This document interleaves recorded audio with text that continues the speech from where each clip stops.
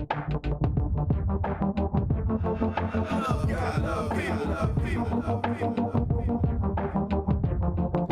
the AC Podcast. For the love of God, love people. Hey everyone, welcome to the AC Podcast. My name is Troy, and I am here with my amazing colleagues, Andy Steiger and Lindsay Martin. How are we doing this fine day, everyone? Doing great. Good to be with you guys. Same. Awesome. Glad to be here.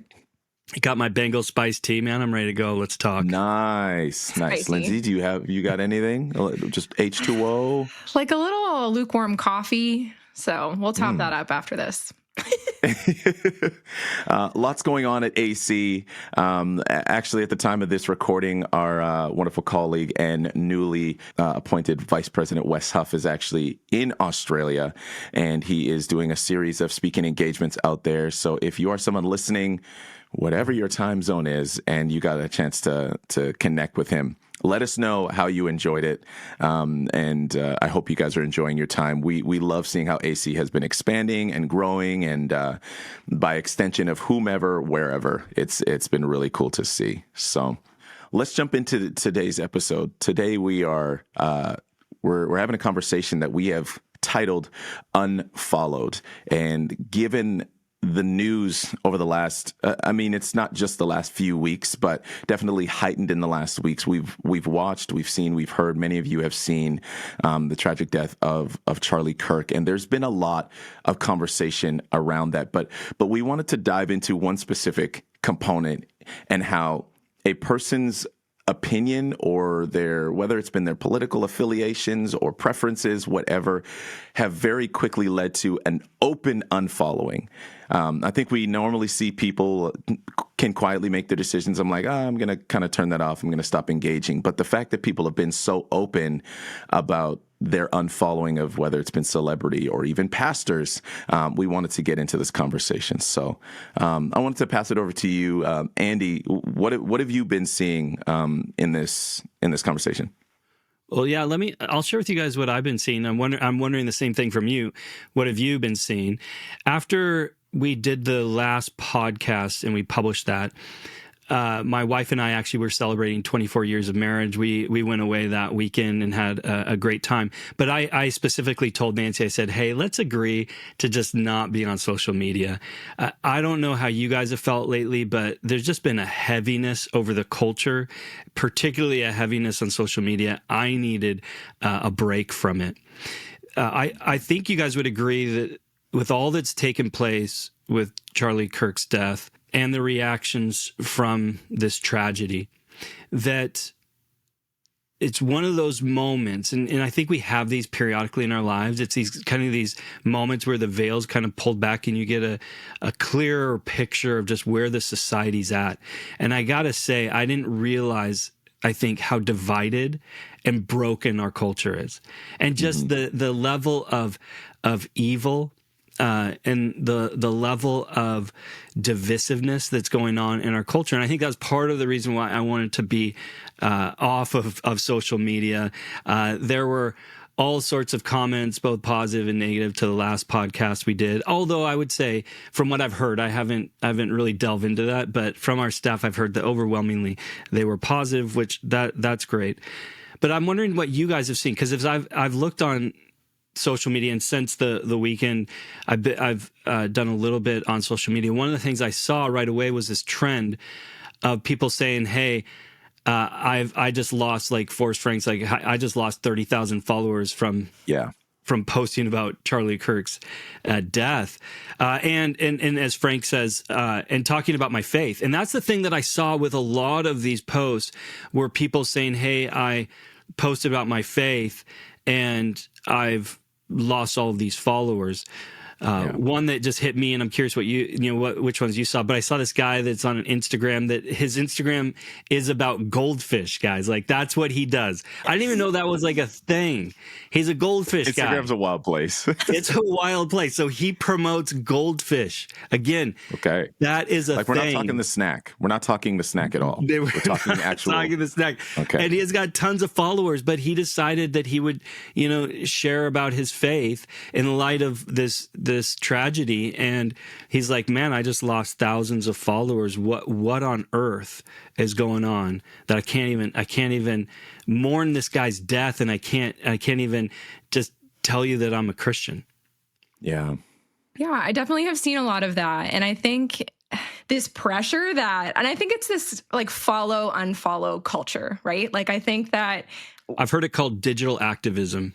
Digital activism, 100%. My days. And what it boils down to, because on face level, like, I don't think that necessarily following or unfollowing, we need to see it as something that's like inherently hostile, because I think you have the freedom to see what you want to see and whatever. But I think we have attributed to it this, activism component. And there's this pressure that, what you follow is what you believe. And whoever's on your feed, like, you are in alignment with that person, and you are, in agreement with everything they've said, and like, how could you get behind that person? And so I think what it's really highlighted is that who you follow, nothing's just for information's sake, right? Like, everything that you follow says something about who you are. And I think that's a really interesting, that's just been really highlighted to me as I've sort of watched a lot of this play out, is that there really isn't space for you to just be like, I'm here to just like get informed. It's like the second that something is a red flag to you, you need to drop it like it's hot. And that is like an expression of your moral stance, which I just think is really interesting. Yeah, I think I've been seeing that too. And I will preface, I'm sure there's people listening, they're like, okay, well, this isn't new. Like, this isn't, and we understand that, but it's actually just the fact that it has become a consistent part of our culture to actually announce, I remember, I don't know, kind of growing up, and in the early 2000s, you'd hear about a pastor or a preacher who did something, and you would have people, I'm openly denouncing this person and their leadership and their teaching. And, and it's usually because they did something like really bad. But seeing people do, I'm denouncing this person because of their opinion, because they were, oh, you're a Christian. Oh, you feel remorse for Charlie Kirk, unfollowed. And they go so far as to comment it. I just like... It just feels, it's like the kid who's like, well, fine, I'm taking my ball and I'm going home and I'm not playing with you because you're mean. And it's like, okay, that was a lot. That's what I kind of see. Have you seen this one? I saw people posting on social media. I'm wondering if you've seen this, where they basically say, listen, here's what I believe. And they just list off what they think about, in this case, Charlie Kirk. And then if you don't agree with me, unfollow me. I don't know if you guys saw that, but I was seeing a lot of that. I don't know. I remember when this is gonna date me a little bit, but I remember when Facebook began. Okay, I was there. To all of our young listeners, get over yourselves. Okay, I got great skin. Moving on. Dinosaur. I remember when Facebook was first starting, and how it had its preliminary things where it's like, oh, you just put up a status like, what are you thinking about? Troy is thinking about blank blank, and then it kind of progressed to, you trying to find friends, and you could just add people like crazy. And I remember... And you wanted to see what your old school friends looked like. I mean, come on. Yes. I wanted to know if that girl that treated me bad aged well. I'm not going to lie, okay? And I was... Okay. What? That's the truth right there. Don't you judge me, okay? Anyways, I'm healed. I'm over it. I'm happily married. Anyways, but I remember just adding people that I knew or they liked the same things. Because remember how you could see what their interests were, like music, artists. And so when I was trying to get networking with music, I would just add people that liked music. But I swear nowadays, if you still had those kind of categories on your profile, it probably would spare a lot of people certain issues and challenges, because the rate in which what it just shows me is that we don't actually know the people around us very well. If we think we do because we're connected to them via social media, but it just goes to show how consumerist we are in the worst way, because it's like, oh, I only came here for what you give me, not for what you believe or what you care about. I mean, that even makes me think about just how much social media has changed since its inception. It was very simple, dare I say fun, but boy, have things changed. And it has this ability to really pull back the curtain on the human soul and show you the dark side of people. And I think in large part that has to do with just a dehumanizing effect that social media tends towards, in that, I can say whatever I want about Lindsay or Troy if I don't have to look them in the face, right? If I don't have to be in their presence, that it's easy to not see their humanity. It's easy to then treat somebody in ways I would never, ever treat them in person. Yeah. Or in obviously a face-to-face relationship. Yeah. And so it does show you, man, just where the world's really at, and it's not good. Mm-hmm. It's pretty dark. It does, but I also think that sometimes in a way, I think to see that deeper level and to see into your heart and like to see people's spontaneous reactions, what it also is that it's so immediate. The things that you see posted on social media, you don't have to meditate on this for any length of time. You're just kind of off the cuff saying what you feel in that moment. And where in like a normal human interaction, someone says something, this is them expressing how they feel in a moment. We don't hold them to that 30, 40, 50 years later. You know what I mean? Like, whereas with social media, it's this unique combination of like, it's immediate, it's impulsive, and it's also something that is now a permanent stance. Like, it's this permanent thing. And so it's just like the pressure now that I feel posting anything ever, it's just so intense, because you're like, you better be willing to stand by this like 20 years from now, or when we were first posting on Facebook our status of the day, that was never on my mind. Like, I didn't understand that, where now it's like, oh my goodness, you better like think about this stuff before you just throw it out there to everyone, you know? Well, why is that? Like, why? I would love to hear your guys' thoughts on that. Like, why is it that we don't give people room to grow up? I think about some of my friends or family. I've had honest discourse with them, and I've disagreed. But I've probably also been on the receiving end where I've come back later and I'm like, oh, I don't actually believe that. And I'm not talking about deep theological things, just very simple things about the way I saw the world. And as I've matured and grown up, the way I saw being a parent when I didn't have kids is very different to now. But why do you think that is, that all of a sudden, like, what's the disconnect on social media that we all of a sudden don't have that grace for people, don't have that the room? We don't give people that room. I actually come at that from a little bit different perspective, I think, Troy, than maybe what you're looking for, in that I think people need to have some wisdom on what they're putting online, in light of the fact that it does have, as Lindsay was saying, this kind of permanent stamp on your identity. Because there's a lot of people that are just very naive to what they're posting online. Let me just say, for example, we never hire somebody at Apologetics Canada without first checking out their online persona. Like, what are you doing online? What are you saying online? Like, what happens when I Google your name? What happens when I scroll through your feed? And we are, of course, not the only ones. I'm telling you, every employer is doing that. And so you've got to be asking yourself, with what I'm putting online, is that a good representation of me? I mean, this isn't, by the way, just as an employer, but also as like a landlord. Nancy and I have rented out our basement suite. And guess what we're doing when we check out somebody that we're going to rent to? Again, we Google them. And I can't tell you the number of times I saw this. I kid you not. I'm not making this up. I saw this person that wanted to rent from us, and they had a post about how they didn't feel that something to the effect of renters needing to pay their rent. Like, wow. Yeah, I mean, you can't even make that stuff up. But like that they couldn't think that, hey, maybe if I'm posting this, but I'm also trying to rent from these people, that maybe they would put these together. What was that? Did you say yes? Like, did you let them live in your city? This might surprise you, but I didn't say yes to those people. Jeez, no compassion. Unfollowed. Unfollow. You know, like, so you raise a good point, because I look back on it now and it's relatively comedic, but it was a challenge. Like, if you looked up, I bet, because when you would have looked up my name at the time of my hiring, the first thing that would have come up was that stupid Popeyes video. Like, the moment you would just see me singing about the meal I got from Popeyes, and it's just like, what on earth? Like, that video is phenomenal. Let's just be honest. You know, that video got you the job, man. What are you talking about? Oh yeah, that's what we need here. Yeah, an apologetic on. You're more than your chicken video, Troy. It's okay. Thank you. I needed that. Did you guys see though how many professionals have actually lost their job Yes. recently by what they've posted and what they've said? I mean, it goes both ways.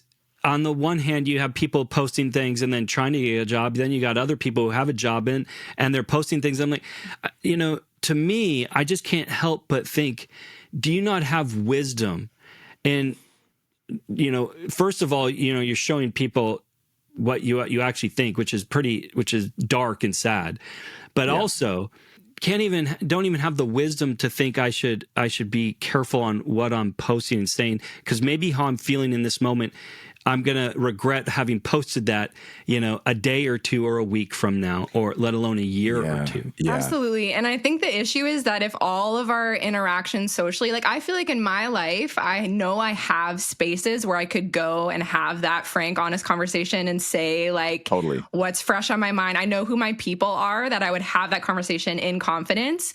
And, and that's not, I don't think social media is my place where I'm going to do that processing for the reasons you're saying, is that this is here forever. And also just an act of care that like, I don't know how this is going to affect someone else who's wrestling with this and struggling with this.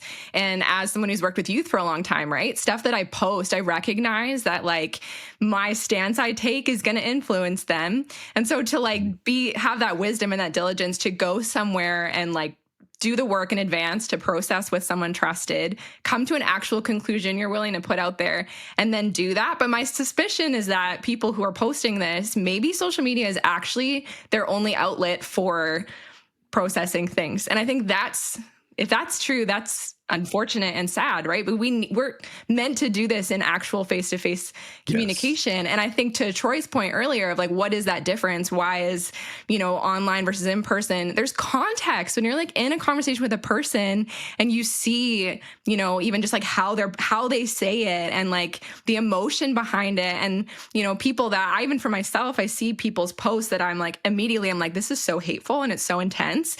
But just even for myself, take a moment to go, they're hurting. And they feel like afraid and they feel angry, and just to have some measure of compassion. But it's hard when you just read the words, because you have to really do the work to like add in the human component, where when you see someone in front of your face, you're reading so many things about where they're coming from. And it's so much easier then to have grace for that, or to understand what they're saying in light of the bigger picture of like how this is affecting them on all levels. It's not just the words, it's like the person that is actually experiencing that, and it's overflowing from that, right? Yeah. One of the things that I've been thinking a lot about lately in light of what's been taking place, particularly online, is Jesus' teaching, his radical teaching in Matthew chapter 5 to love your enemies. Troy, maybe it'd be just worthwhile. You just want to read that for listeners. Matthew 5:43 to 48. You've heard that it was said, love your neighbor and hate your enemy. But I tell you, love your enemies and pray for those who persecute you, that you may be children of your Father in heaven. He causes his sun to rise on the evil and the good, and sends rain on the righteous and the unrighteous. If you love those who love you, what reward will you get? Are not even the tax collectors doing that? And if you greet only your own people, what are you doing more than others? Do not even pagans do that? Be perfect, therefore, as your heavenly Father is perfect. Like, guys, this is something I've just really been reflecting on. Like, of course, I've known this teaching for a long time, but I think I've seen this teaching in a bit different light in these last couple of days. One of the things that really hit me in this, and there's maybe a couple things, and I'm wondering how it's affected you guys, but I've realized more and more that reconciliation will never take place unless you can learn to love your enemies, right? Because what happens is you just have an unfollow culture, right? Yeah. You make me angry, I unfollow you, I leave you, I'll have nothing to do with you, and there is no possibility for reconciliation, right? You actually have to have this movement towards one another, of loving your enemy. And that what Jesus is getting after here, I think, is something that is really profound on a number of levels. On the first level, as I think about this, I realize that as the Bible talks about in places like Colossians chapter 1, Romans chapter 5, I was an enemy of God. That God demonstrated that kind of love towards me, that God moved towards me. He loved me. and sought to reconcile that relationship. And now, as somebody who's following Jesus, I'm a student of Jesus or disciple of Jesus, I'm now being called to learn to do that same thing, to love my enemies. And man, is it difficult. Yeah. And I think I think part of I do think I'm bringing it back to this idea of unfollowing and what we think that's accomplishing, I think is really important because we think that unfollowing is this act of, like I'm making this stance, I'm having this effect. It's an effect on this person and they're going to see what I'm doing and they're going to understand that what they're doing is wrong and it's going to affect this change. And like we have this strong belief about what unfollowing does, where what is factually happening is you are disengaging. You are putting on blinders and you're saying, I'm not going to look at this. I'm going to curate a list of things that I would like to see that I agree with. And this is activism. It is not activism. Like it is not cultivating conviction. You're not actually strengthening your resolve in anything. Like you're just shutting off the conversation. You're not learning the opposite side. And I've just been reading in James this week and like just thinking about being, quick to listen, slow to speak, slow to become angry. And social media is the exact opposite. You know what I mean? Like we are quick to speak. We're so quick to get angry and like, we're so slow to listen. And so, I don't know. I just feel like understanding what we're actually doing, I think we have to reframe that because we think it's accomplishing a lot. And I don't think it is. And I want to qualify what you're saying, Lindsay, because what you're not saying is that every time you unfollow someone that you're removing yourself from the the conversation. There are absolutely some people you should stop following. 100%. 100%. Very fair. And I don't think we need to go and lay that out and, and someone's going to be like, oh, that's objective. No, there are very clearly some things that can be harmful that you should absolutely unfollow. I think to add to your point, what you're saying is it's really interesting how we feel like we almost have to announce it to them as if that, like you said, that stick it to them is going to see them turn. But I've always been on the side, and I don't know how you guys feel about this, but I've always been on the side where with people I'm discipling or I'm walking with, and they're telling me how angry or frustrated they are. And I'll say, are you willing to commit to praying and fasting for that person? And they're like, for this next week, are you willing to completely remove something from your life to pray and fast that because you feel like they're not hearing from the Lord correctly or they're not operating correctly, that you are going to lay down your life and your time and your preference so that in prayer that to see the Lord move? I can tell you it is most of the time zero. Nobody is like, no, I don't care that deep. I'm like, okay, so let's what do you guys think about that? Like, do you think that most of this show is so performative because there's something like within people that they just don't want to deal with internally? Oh, that's a deep question. I think that there's a lot going on in people's lives, and a lot of people are hurting, and they let that hurt out in different ways. Yeah. And I hope that it's clear that when I'm talking about unfollowing, I'm talking more than just what's going on in social media. Because I think that you would agree that hurt that's going on in social media, it brings itself out into the real world in all sorts of ways. And with regards to people's family dynamics, I know every one of us has some sort of weird social media family dynamic that we've got to navigate, right? Yes. And, it's very easy just to press the unfollow. Versus going, how with that friend or whoever going, but no, how do I actually love that person well? But the one that gets me, Troy, that I see, stepping out of the social media and kind of working its way, and it kind of actually is in response to, in many ways, to what you were just bringing up with regards to prayer and fasting. And that is how it's been affecting even in the church. I've seen a number of videos where people are going, I went to church this Sunday and my pastor didn't say anything about Charlie Kirk, so unfollow, right? Yes. I'm not going to church anymore. I had a couple pastors call me up this week going, oh, Andy, man, you won't believe what I had to deal with this week at church. And I'm like, well, if it's anything like I saw on social media, then I kind of do have a feeling I know what you had to deal with at church this week. Yeah. Because my heart just goes out going, man, brothers and sisters in Christ, like that is not how we treat each other. If you've got a problem with your pastor, go talk with them. Go have a conversation with them in the spirit of Jesus Christ, whom you follow, and right? Yes. And allow God's Spirit to lead in that conversation. For what purpose? And I'm telling you, this is the mark. This is the hallmark of a Christian. Reconciliation. Yeah. Reconciliation. You have been reconciled, and you are called to reconcile. And so that does not mean, again, as Troy said, don't misunderstand me. There are churches you should leave. I'm not saying that there isn't. But when I'm seeing people posting on social media going, I left my church because this, I'm going, wow, that breaks my heart. I think exactly to your point, Andy, like, I will even say this. If you are someone who's like, well, I really felt like my pastor should have addressed this, that sort of thing. Or it's not even, by the way, just address it, but how much did they address it? And did they address it the way that I wanted them to address it? Should there have been a whole sermon? No, should there have been a whole sermon wrapped around it? Exactly.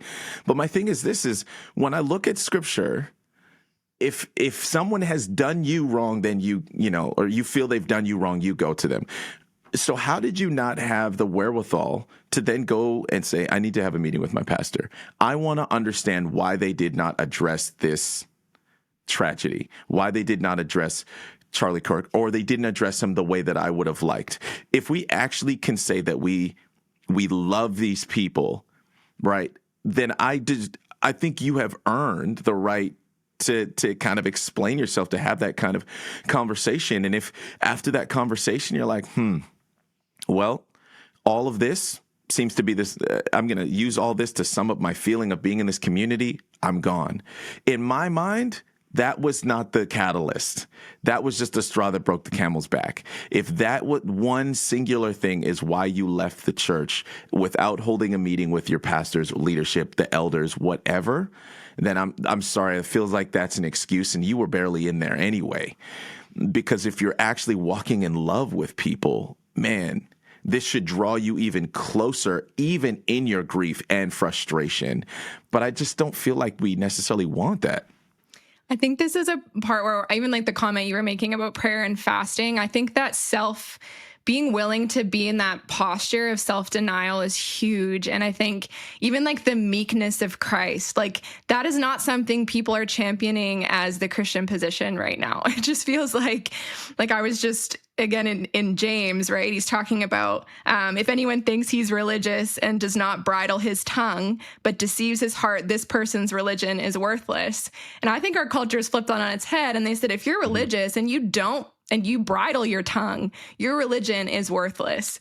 And I think it's the complete opposite. I think being willing to actually like self-reflect on what is this opposition that I have? Am I willing to actually, like come at this from a posture of not like pride and saying, I've got this right and everyone around me got it wrong, and then I'm going to act out of that. But like doing the work to go, I'm actually going to like give it a moment, bring it to the Lord, have that posture of just like, humility and meekness, and then to move forward in that, I think would be huge, like so huge. Would just change the dynamic, change the vibe, like just change the manner in which we're addressing one another. And I think that would just set us up for like way more productive conversation. And just we need to find a way to move forward, right? As you're saying that, Lindsay, it just makes me think about how online we can create a curated virtual world of our own liking, literally. Mm-hmm. Yeah. If you're not careful, then you'll take that attitude and you'll bring it into the real world. And then you create a curated world for yourself, which, by the way, continues to shrink. It will continue to shrink. That world will continue to shrink until it's just you, right? Yeah.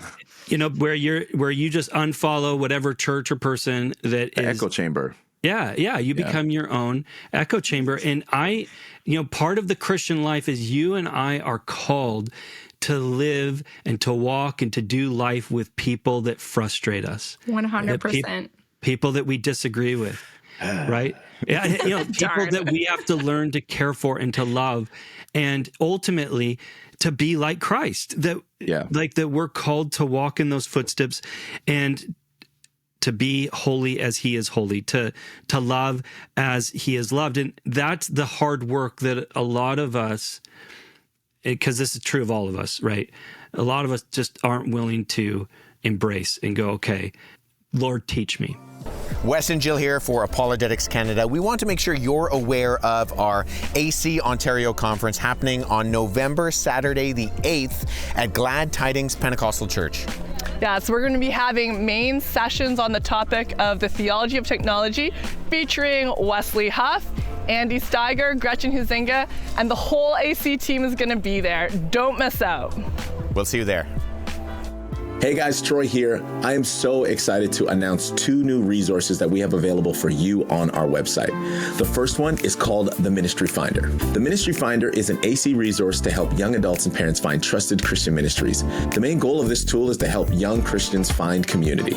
You can search for churches near your campus to continue growing in your faith and community. There are also campus ministries listed that you can join and serve at. And for those taking a gap year, you'll find plenty of local options to spend time growing in your faith. Lastly, you can find scholarship opportunities to help further you in your post-secondary education.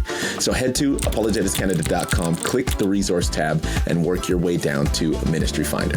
The second thing I'm excited to announce for the first time is what we are calling virtual Q&A. If you have questions about faith or apologetics specifically, simply type in your question and await a response. The virtual Q&A tool is based on an AI model trained on the contents of many online Christian ministries, including the works of Apologetics Canada. As such, it comes with all the perks and limitations of the AI tool. As with all AI tools, the virtual Q&A platform may at times provide inaccurate information. The views represented on this platform may not be representative of the view of Apologetics Canada as an organization. So there you have it, 2 new resources to help you grow in your faith, and both can be found on the resource tab on our website today. Why don't you head over there and check it out? And if you've done so, send us an email and tell us how you enjoyed it. So I want to ask you guys a question then on that note.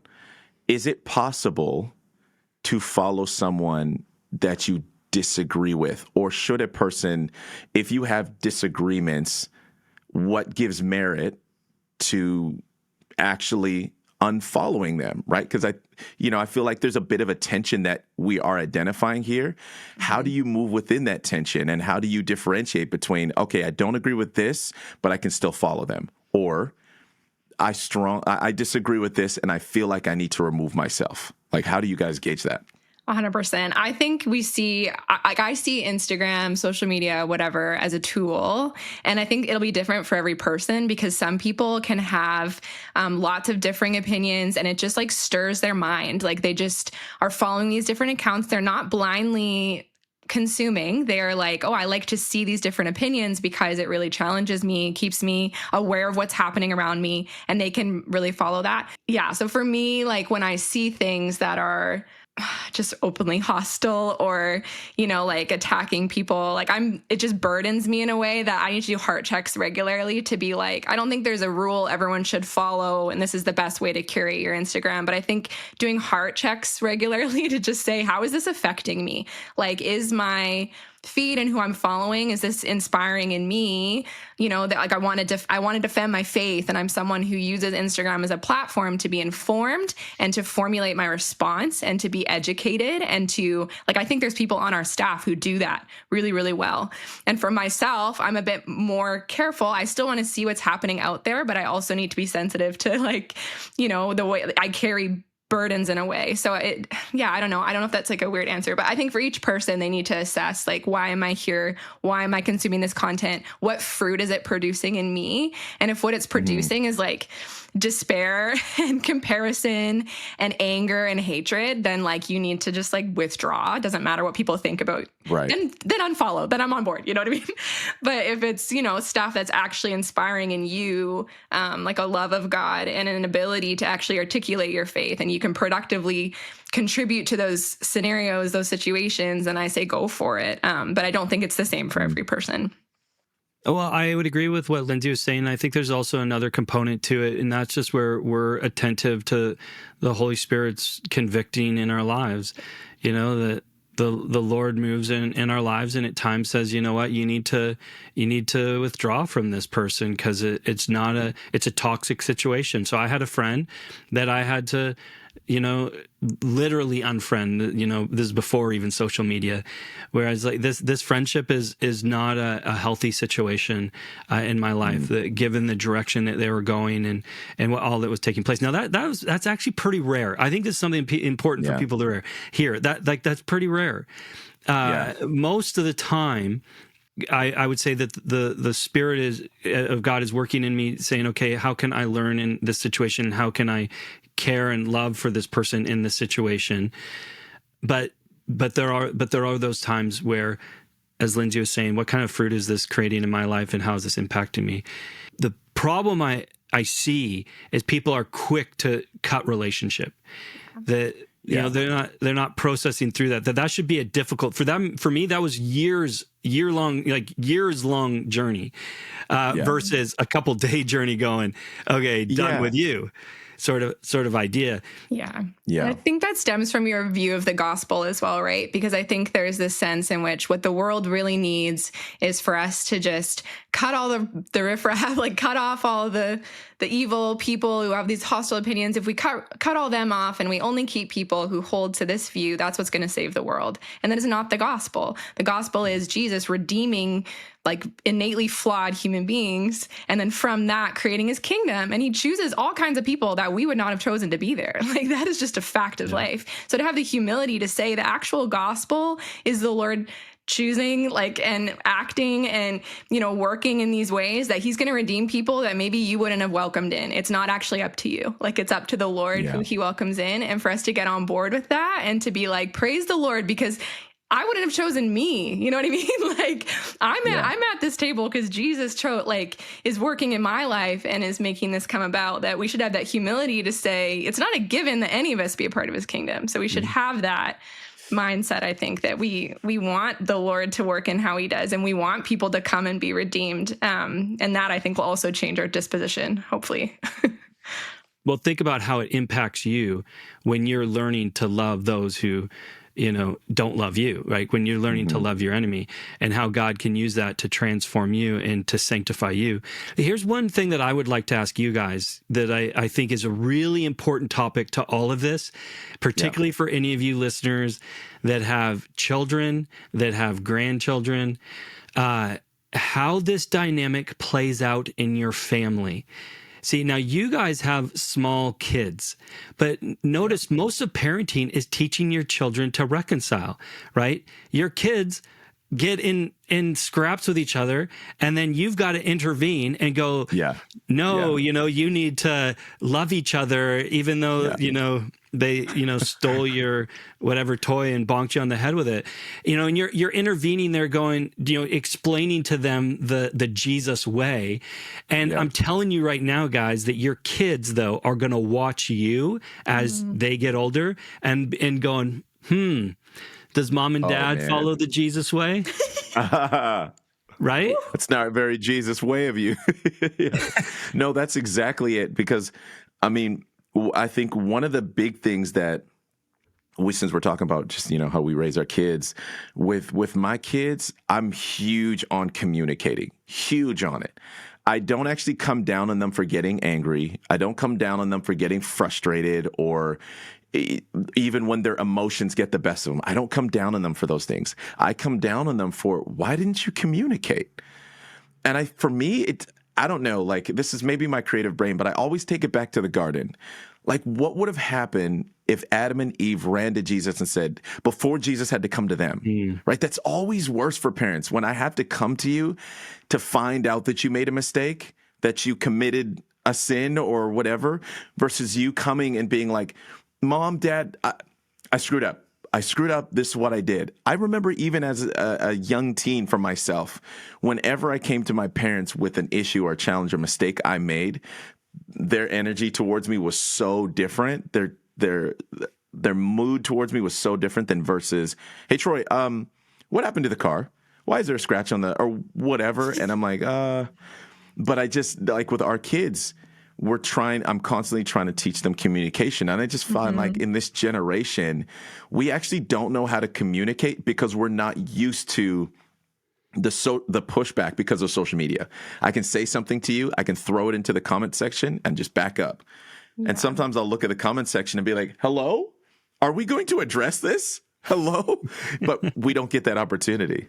What's interesting to me in raising my kids is how much like the human being just longs to be fuming in conflict. Like what is up with that? Nothing is more just like obvious about our sin nature than us like a kid that's just like, she smashed my car and like it's over. You need to like teach them that being in right community and relationship with another person is actually more desirable than you just like camping out on your anger. And even for myself, it's like, why do I desire this so much? Because it makes me feel like garbage. Like when I camp out on something I'm angry about and I just like, I'm just angry and I'm, like fuming like my little kids do, which like they just show me how I am all the time, let's be honest. But like seeing that and going, why don't I desire to like have that reconciliation? Like, why don't I desire to, why isn't that motivating enough for me to then like lay aside what I have to, like throw away my own, whatever, my right to this and my right to that. And like, let that all go so that we can actually be in right relationship and I'm not saying forsake your convictions or like be floppy in that. Like, it's like, hold your own, right? And have like, you need to be convinced in your own mind, as the scripture teaches us, right? But at the same time, there's quite a lot that doesn't really fall into that category of like absolute conviction. I need to die on this hill. And there's a lot that we can let go, and just showing my kids like, this is so worth it, because now we implement like the 30-second hug, or like it's whatever the number is like relating to how big the blow up was. So I'm like, it's either 10, 20, 30, whatever. And they're always like, Mom. Dang. But by the end of it, they're like giggling, they're like tickling each other, and it's like, see, this feels good. Like, remember this, like remember that adults, once you reconcile, this is good. This is a good thing. It's a good feeling. This is what makes our home feel like a happy place to be. Like, this is what we want, right? For whatever reason, we have to remind ourselves that, because it's not obvious enough to us that being in conflict sucks and it like feels awful. Sorry, I'm just trying to imagine some of these adults at protests forcing them to hold hands for 30 seconds. Hugging it out. Oh my word. Until they're tickling each other. Maybe that's fantastic. Maybe that's the thing. We just solved it. Can somebody get AI to build that? Can we just, I just need to see some videos of tickling protesters. Max, do your thing. Yeah. Here's maybe a good place for us to end on as we just reflect on this. And that, to your point, Lindsay, I never had to teach my kids to break relationship. I had to work very hard to teach them to reconcile relationship, right? Comes natural to break relationship, does not come natural to mend relationship. Yeah. And one of the principles that I talk to my kids a lot about is, what are you committed to? What are you committed to? And ultimately, one of the things that my wife and I talk to them a lot about is that as Christians, we are committed to community. And to be committed to community means you have to be committed to reconciling. That when relationship is broken, it needs to be mended. And now, I have one son who's now off to college. I've got another one who's 16. And it's been interesting for me to be on this, I've been on the parenting journey a little longer than you guys, but it's been interesting to watch what we've taught, how that gets played out in their life, and how they're watching it get played out in your own life again. Yeah. And so I say this because people who have grown up on this social media unfollow mentality, that plays itself out into your life in multiple ways. It does. And one of the ways it can play itself out in your life is with your family and with your kids, and how they're learning from you what really matters and what you're really committed to, and how you are interacting with other people. And so it's interesting. I've just found it so convicting the older I've gotten, going, am I living out the principles that I have instructed in my children?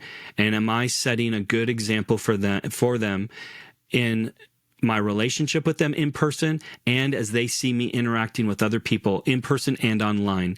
Am I consistently living that out?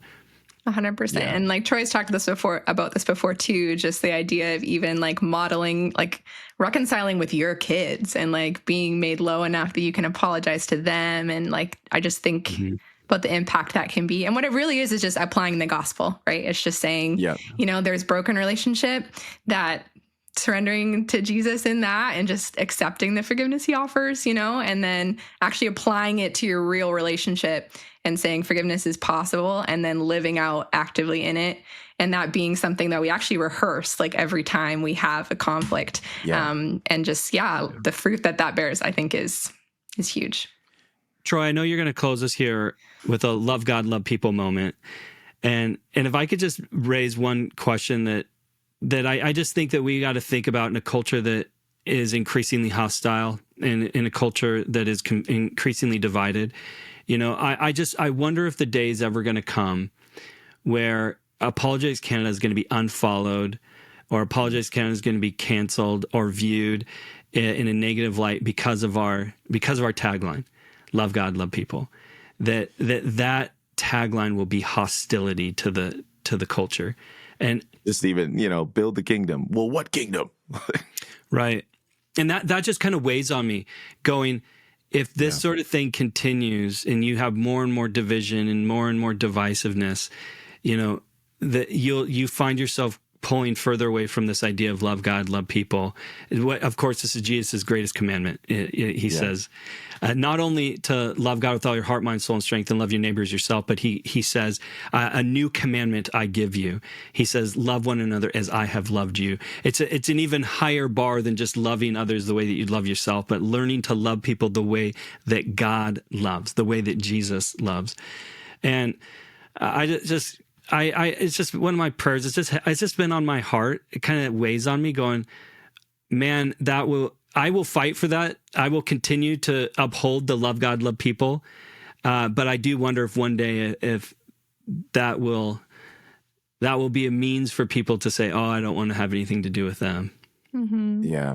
Well, it makes me glad that we're not accountable at the end of the day to everyone around us. Obviously, you want to live in a way that points to the Lord, but like we do this for him, right? And like the reason we hold to that is because we're seeking to be faithful to the Lord more than to, we're not going to live as unto please all the people, like, because that's just not what we're about. We're about being faithful to the Lord, and then he will make it what it is. And like, we are more than okay with that.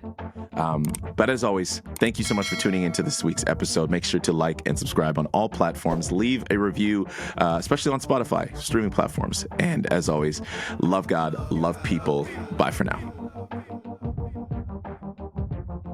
It's the AC Podcast. For the love of God, love people.